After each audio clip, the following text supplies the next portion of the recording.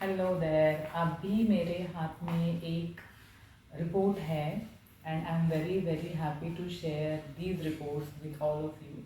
आज का एक पोस्टमार्टम पेन सिंड्रोम का केस हम डिस्कस कर रहे हैं, जिसमें पेशेंट जब आया, female patient obviously 41 years female she was, and she was complaining कि मेरे पैर पे हमेशा सूजन बनी ही रहती है, भले ही मैं घर पे रहूँ, मैं मेरे ऑफिस में रहूँ या मैं कहीं ट्रैवल कर रही हूँ, मेरा उपवास है, मेरा नहीं है उपवास, फिर भी वो सूजन वैसे की वैसे ही हमेशा बनी रहती है इररिस्पेक्टिव ऑफ द कंडीशंस।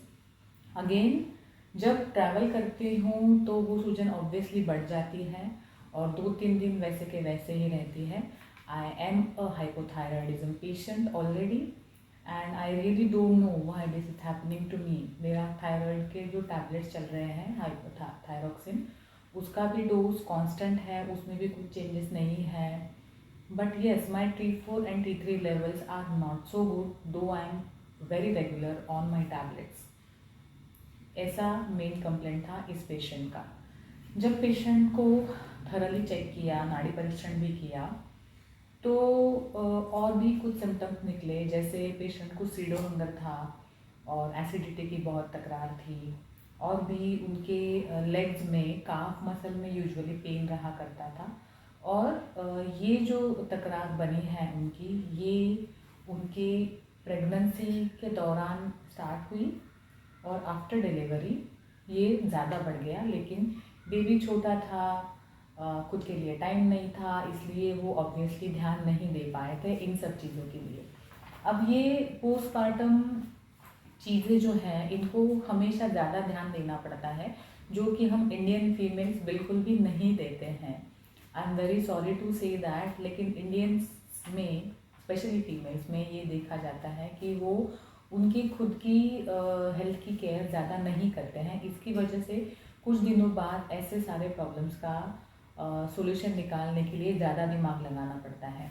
तो ये जब पेशेंट हमारे पास आई तो उनका HbA1c 6.4 निकला, C reactive protein was 5.84, urine में प्रोटीन्स थे 2+, और TSH लेवल उनका था 6.86, T3 लेवल था 81.7, T4 लेवल था 10.2, और BSL उनका था 120, fasting and post prandial was 106। Both these levels are normal, but बाकी के जो लेवल्स बताए मैंने अभी, वो अब नॉर्मल थे, बिल्कुल भी नॉर्मल नहीं थे। उनको ट्रीटमेंट करने के बाद लगभग 3 महीने बाद हमने ये रिपोर्ट्स आज फिर से करवाए हैं, that I am going to share with you. HbA1c उनका रिड्यूस हो गया, 5.6 तक आ गया वो।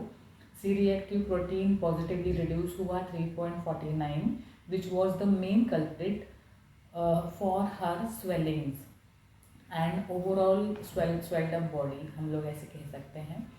यूरिन में जो +2 प्रोटीन्स आ रहे थे वो अभी एब्सेंट हैं। TSH का लेवल 3.20 तक उनका रिड्यूस हो गए। T3 का लेवल भी 1.28 आया, T4 9.92 आया। ये थायराइड फंक्शन टेस्ट उनके कंसिडरेबली रिड्यूस्ड हो गए। पहले भी ये पेशेंट थायरोक्सिन की दवाई रेगुलर भी लेती थी, आज भी लेती हैं, लेकिन जब हमने कुछ चीज़ों को कुछ अलग तरह से सोच के उनका ट्रीटमेंट स्टार्ट किया, उसके बाद ये चीज़ें दिखी कि उनका थायराइड का टेस्ट, थायराइड फंक्शन टेस्ट ज़्यादा नॉर्मल आ गया और उनका ESR भी रिड्यूस होके 8 तक आ गया।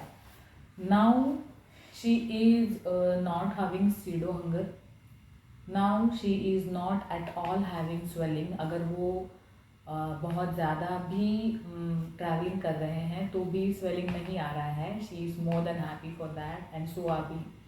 अगेन उनके जो पीरियड्स आते थे उनमें सिग्निफिकेंट चेंजेस दिखे, जैसे कि पहले जब पीरियड्स आते थे तो पेन ज़्यादा रहता था उनको और ज़्यादा क्लॉट्स निकलते थे पीरियड के दौरान, और भी उनको ज़्यादा स्वेल्ड अप लगता था बॉडी ओवरऑल, और ब्लोटेड अप भी लगता था। लेकिन अभी she said in her words कि मुझे पीरियड्स आकर गए तो भी मुझे पता नहीं चल रहा है, इतने मैं नॉर्मल हो गई हूँ. So this is one of the cases for postpartum syndrome that we have treated with only Ayurvedic medicines. I appeal to all of you ladies there, please and please आप अपने खुद का postpartum पीरियड में और उसके बाद भी ख्याल रखना ज़रूर सीखिए. ये बहुत इम्पॉर्टेंट है आपकी खुद की हेल्थ के लिए भी और आपके बच्चों के और फैमिली के हेल्थ के लिए भी. Stay in touch, stay healthy.